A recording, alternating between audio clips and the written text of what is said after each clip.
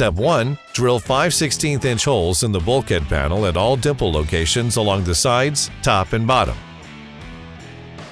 Step 2. Loosely install the floor bracket to the bulkhead panel with the hardware provided.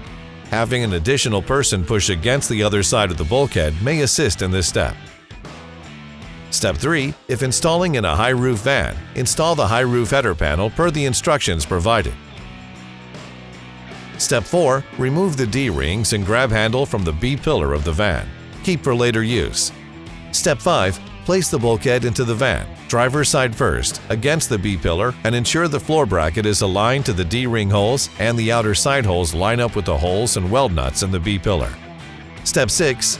Drill 1/8" pilot holes in the marked locations in the roof bow. Step 7. Pull the bulkhead back out of the van or push it out of the way. Step 8. Re-drill with a 3/8" drill bit.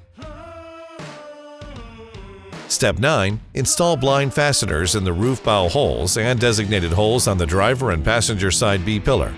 Because WeatherGuard has attempted to use existing holes to reduce drilling, some may need to be enlarged. Step 10. Set the bulkhead back in place against the B-pillar of the van. When securing the bulkhead to the van, start with the drilled dimple locations that align with the mid-brace. Step 11. Loosely bolt the grab handle back into place over the bulkhead.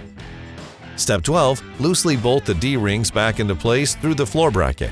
The driver's side D-ring must be secured from inside the cab. Step 13. Bolt the bulkhead to the B-pillar and roof bow using the provided hardware. Step 14.